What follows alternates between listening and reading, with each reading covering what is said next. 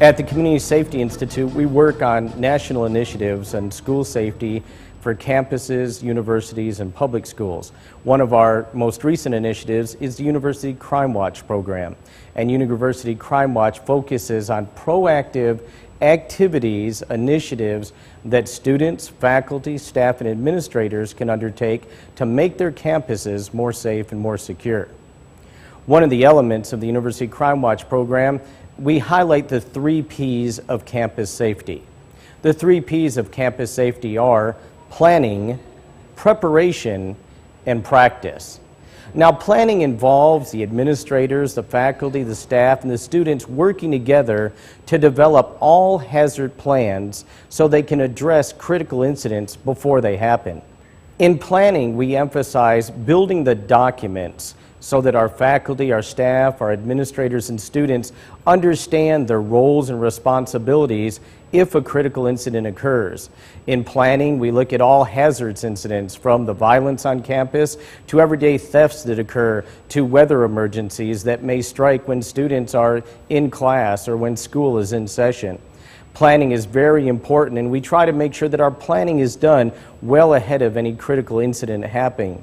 Planning helps us to know and understand what we do in a step-by-step procedure so that we can execute it if an incident occurs. The second P of the 3 P's is preparation. And preparation deals with the physical environment. Is your university, is your campus conducting the safety assessments beforehand that they need to address the issues and concerns that they find on campus?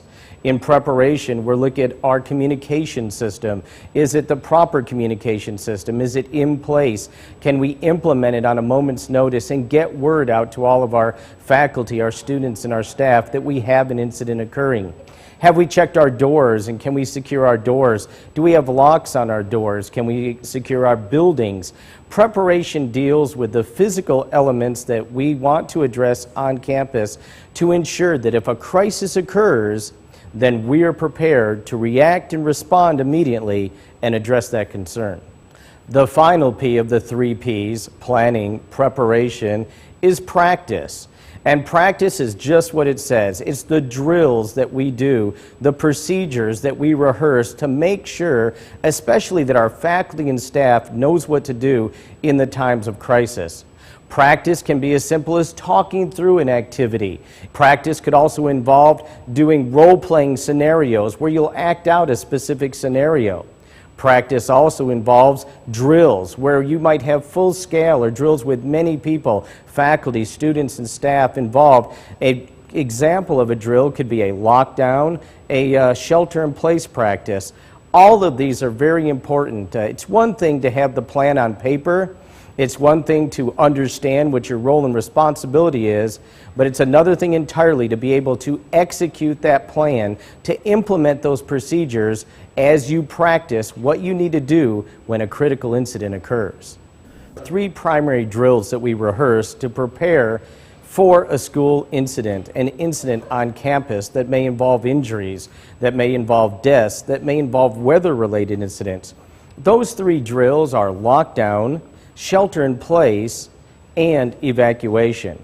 A lockdown drill is just as it sounds. We make sure that we can lock down our campus, that we can secure the doors to our classroom, that we can secure the doors to our cafeterias, our auditoriums, to our office buildings, and all of the areas of campus. We may use a lockdown if there's an armed intruder on campus, and we want to make sure that everyone is safe, everybody stays in place and doesn't move until that emergency has expired.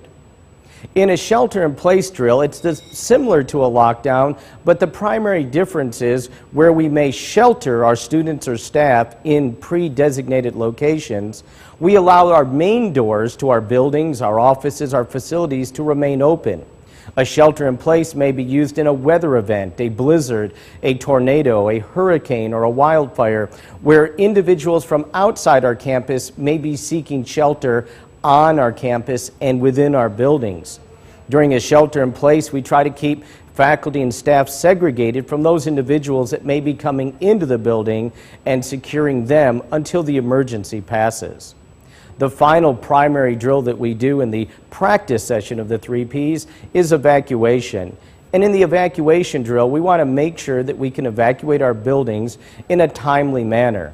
Now, many of us have been doing evacuation drills almost all of our life. In school, we did them, we called them fire drills, and we would have a sample fire drill, and we'd get up from our seats, we'd exit the classroom, go out the building, and go to a reunion site or a spot designated out on the playground or another area of our public school. On colleges and university campuses, it's the same basic philosophy. We're going to exit our dorm or our educational building, and we're going to move to pre-designated locations where we can take an inventory of the students and staff and make sure people are as secure and safe as possible. So the three primary drills that we practice in the practice section are lockdown, shelter in place, and evacuation.